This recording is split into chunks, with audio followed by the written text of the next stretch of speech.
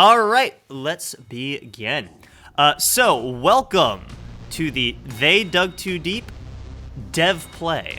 My name is Alex, and this is Alexander. We are both developers of the game They Dug Too Deep. Hello. A little play session for you to give you a little semblance of the game and also do a little bit of commentary. Anything to declare before we get started?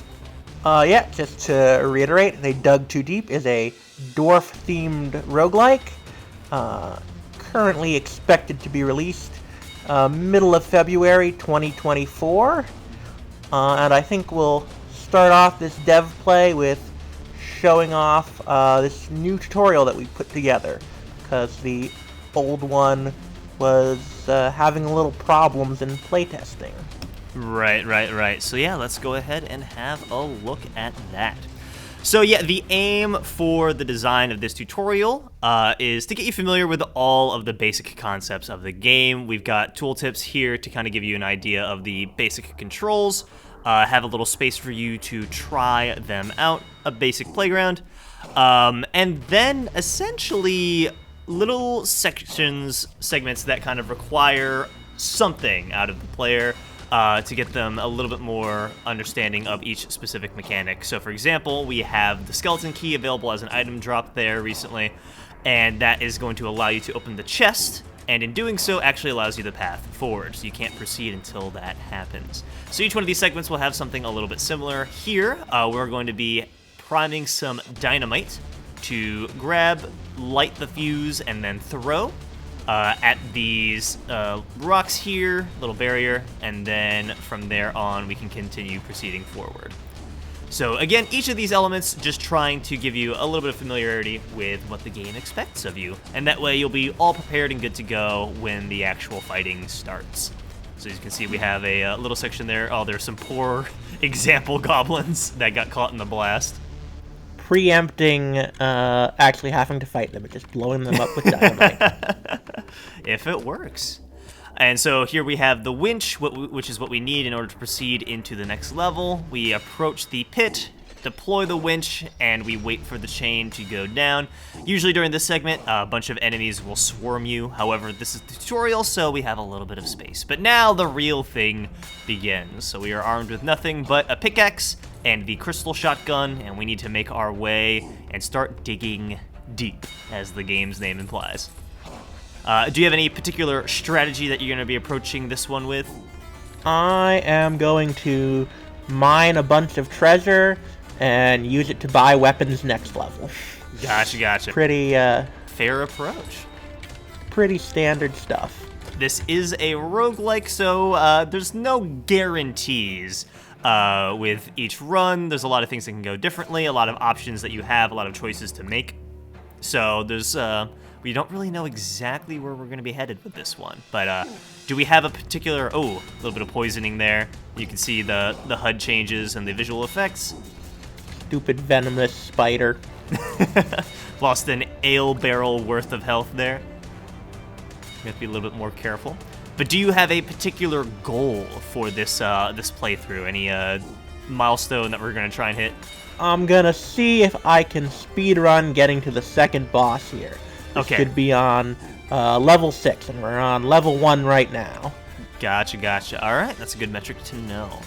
We can see we have a variety of enemies attacking us here. This is going to change the further down we go, but for now we're dealing with what a dwarf typically deals with in their day-to-day. Cave crawlers, goblins, possessed miners.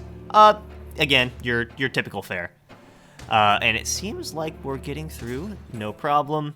And we are ready to deploy the winch. So again, we're about to start the segment, an enemy swarm. This can come in a number of patterns. This time it seems as though they're emerging from the pit in a big pile. All right. And our first store, yay! Yes, and with it comes our first weapon selection.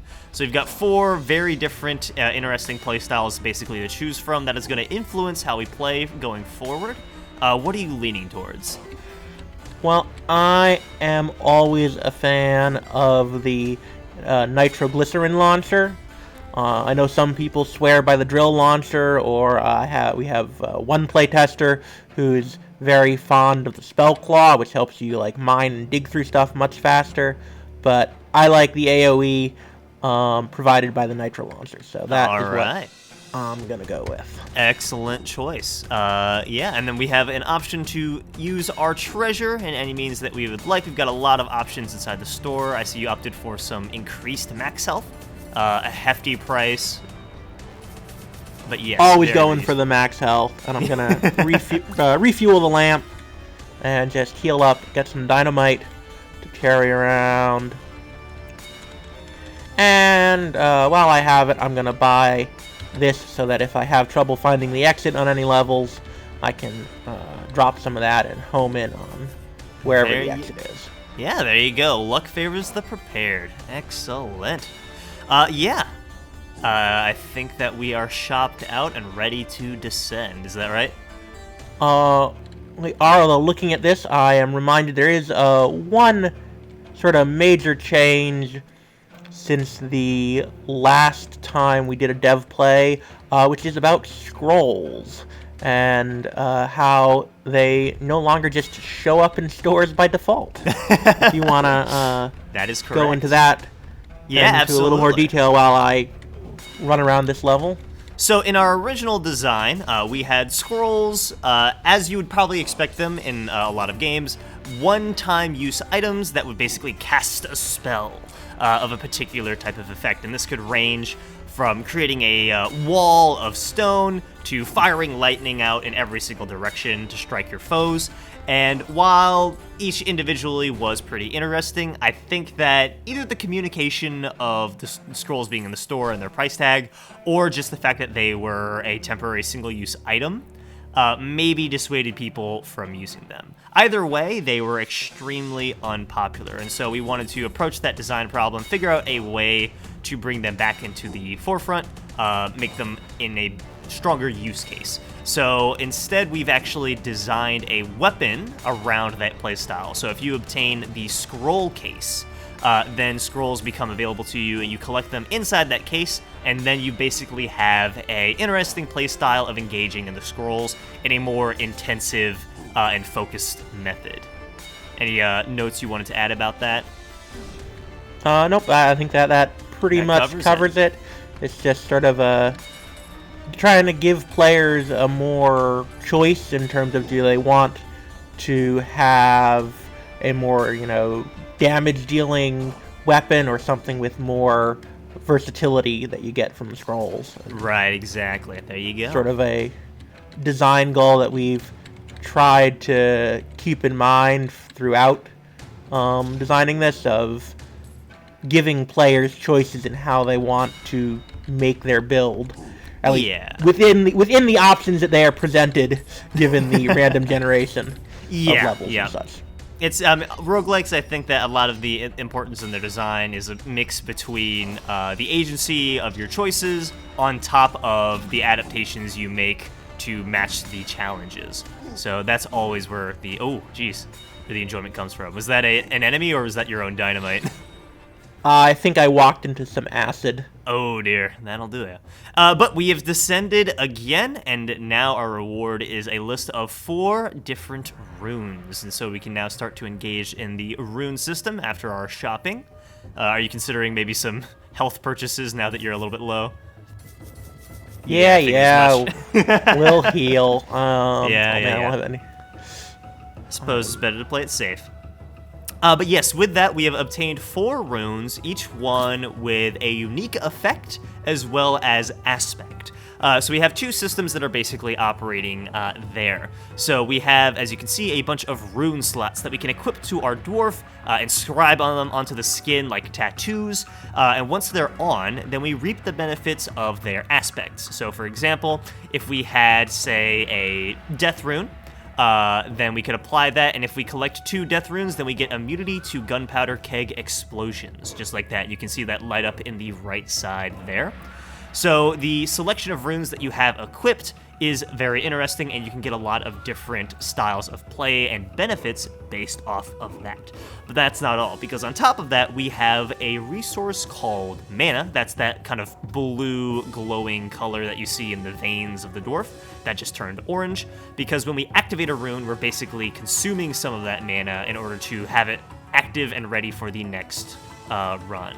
So which one were you potentially thinking of using? I am going to be using a newer rune, which is the Rune of Quick Grab, which basically collects all of the scattered treasure and pickups that are spawned at the start of a level, so you don't have to go and find them, which is going to be helpful here, because it's going to give me a bunch of dynamite that's going to help with this upcoming boss. So I have to go and find it. Fair enough. Yeah, potent effect, and that's why it probably has a large cost. But yeah, as you can see, we just instantly collected every single dynamite that was scattered around. Awesome, awesome, awesome. I did not think this through, because it also collected all of the health pickups that were lying around, and so now I have to make this through on whatever health I currently have. That's totally fine. I have full faith that you can do it, so just be a little careful around the massive acid blasts. So yeah, we are in a boss battle, which will always occur on the 3rd stage as you descend. A randomized selection of bosses that we have there. In this case, we are fighting the giant cave crawler. And in his case, he will, as the name implies, crawl all around the stage, spewing his disgusting acid wherever he goes. Ooh, we're on our ropes here. Oh boy, oh boy, oh boy. This is gonna be embarrassing if I die on the first boss. You've got this. Just no careless movements. You'll be fine. Oh dear. Okay, everything's fine.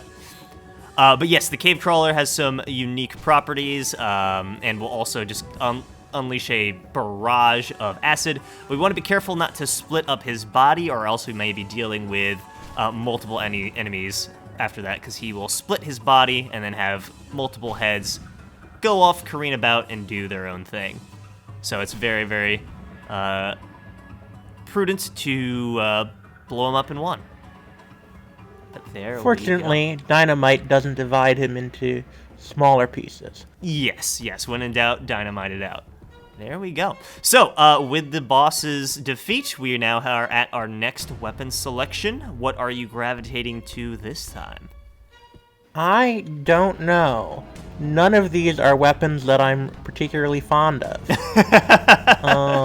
Well, that can, in fact, happen. Again, we've got a large selection of weapons, so it is completely random, the 4 selections that you'll have. I think I'm going to be going with the flare gun. Gotcha. So you'll have a advantage in terms of light, and also have some source of fire damage, but maybe not a lot of splash, so you probably need to compensate with that for the nitro launcher. All right. And we'll get some more dynamite. Excellent. And well, that has turned off naturally because I don't have enough mana to power it, which is fine because I was going to turn it off anyway. We had a pretty pricey rune that last time, so it consumed a lot of our mana, and you do earn mana back from fighting and defeating enemies and bosses. However, it didn't seem to be enough to reactivate it. But again, as you said, that's fine. We weren't planning to use it. All right, and now... Well, yeah, I mean, I used like 90% of my mana with that fight, so the amount that I have is left is kind of remarkable. All right, so we are into the next tier of enemies, let's say. So instead of our typical fare of just goblins and possessed miners now, we're seeing a new mix of enemies, such as this auto turret that is blasting just heavy hailfire at us, as well as some enemies such as needlers and what did we name these adorable buzzsaws again? They are called rock blenders. That's right. Excellent. So plenty of ways for our dwarf to encounter death, and so the stakes are getting a little bit higher, and the strategies will probably need to be a little bit stronger in order to keep ahead. As in addition to all of that, not only are we dealing with a plethora of new enemies, but new environments potentially, needing to adapt to each situation based on what this terrain generation does for you. In this case, we have a pretty open area, not a lot of obstacles. So we need to keep that in mind, not get too exposed, because otherwise we might get surrounded very fast. Excellent, but the winch is obtained, so it should just be a matter of finding the pit and moving on. Right next to a spawner, that's no fun. Excellent. I am going to live a little dangerous here and make a point of getting some extra gold. And that first. is your choice, because again, it's how you want to approach the play. We're trying to give you as many options as possible, and so if you think that resource gathering is worth the risk of withstanding the enemies in the stage, then that is on you, and all of the potential benefits or consequences that come about it. Such as this small swarm of needlers. Oh, I think you're fine. Yeah. Dynamite to the rescue. I saw that you had a pretty extended pickup range. Was that a result of your wealth runes being equipped? Inventory rune. It was a result yep, of the inventory runes that I equipped. So again, that's just an example of those small benefits here and there, giving you little advantages that you can rely on, even if you're not actually activating your runes. I see, switching over to the nitro launcher to avoid damage. That phase where enemies are adjacent to you can be very, very dangerous, because that basically implies that in the next turn you're going to take damage from them attacking you. So you have to make a choice there, is whether or not you spend a resource to try and take them down in that moment, try to do some maneuverability around the terrain, or some other option you may come up with. Looks like we've got the winch event where enemies are just spawning from every which way. We're almost getting a battle reminiscent of another boss battle where a bunch of rock blenders just assault you out of nowhere. This is getting a little hairy, which you can also see by the UI in the right. It will give you a little indicator of the amount of enemies that are currently on the stage and give you a little report on that. How are you feeling about this? Yeah, we're still fine. Yeah, this seems to be no problem. Excellent. We're right on through. We can head back to the pit. Seems as though the swarm is over, and we are rewarded with some new runes. Mirrored Shot. Oh, I like that one a lot. That's a fun one. Runic Kaboom. Crystal Growth. And so now, once again, we can do our shopping, approach the rune manager, and see what we want to do. Are there any particular items you may want to highlight while we're here? Well, we could... The hang glider is a new item, although it's not going to see any use on this level. It lets you move over pits and water and lava and hostile terrain in general without worrying about any negative effects from it. Right, yeah, it was a recent addition to kind of consider giving you some options to go against the terrain. So if you knew that some bad terrain was coming up in the future levels, you could potentially get around that no problem, because wading through water and lava in this game can very easily be a death sentence. Alright, I'm liking these purchases. Dwarves don't swim. Dwarves do not swim, and you're going to definitely feel that if you try wading through some water. Alright, is it time for some rune management? Is it? Let's see, what do we have? I could go all in and trying to unlock some death-related power-ups. I did see a lot of death available in terms of aspects. Alright, so now we are gaining some new benefits, including a chance not to lose ammo when firing, which is going to be quite helpful for resources and management, as well as the ability to gain an extra life. Not bad at all. So, we are nearing the home stretch. Oh, what's up? Oh, no, I was going to say that the extra life feels a little unfair. It might, in fact, be. We'll have to kind of see kind of on a case-by-case basis. But at the moment, let's just enjoy the benefits. Just what we passed there was a merchant's yurt, just kind of hanging about in the stage, which you can find randomly generated here and there. But in that case, we just finished doing a big shop, so there's really no need. Excellent. Indeed. I was very disappointed. I went in and I was like, oh wait, I spent all my money already. Could have been spending all this gold you're gathering right now. Ah, well. Oh, a little bit of dynamite damage there. No problems. I was like, I can run away from this, and then I discovered that I had backed myself into a corner. Literally. You're a fan of the quick toss, huh? I usually prefer to cook my dynamite a little bit before I actually let it go. Gotta get those close to me groupings of enemies. That is very, very fair. I think you might have enough mana. Potentially, if the player wanted to, or in this case, if we wanted to, drop into the pit right away, we could go approach it without even needing the winch, and instead use a hefty amount of mana to head on down. So that case is available for you if you've been grinding a lot of enemies, have mana to spend, or just want to get out there as quickly as possible. So that option is available. But I'm assuming that you're going to save your nice big chunk of mana for the upcoming boss fight and grab that winch in the more traditional way. Probably. Or maybe just use some more interesting runes. Right. I think that this is kind of showcasing the value of our lamplight in this case. So we've got the lantern that is currently active that lets us see for a good radius around the dwarf.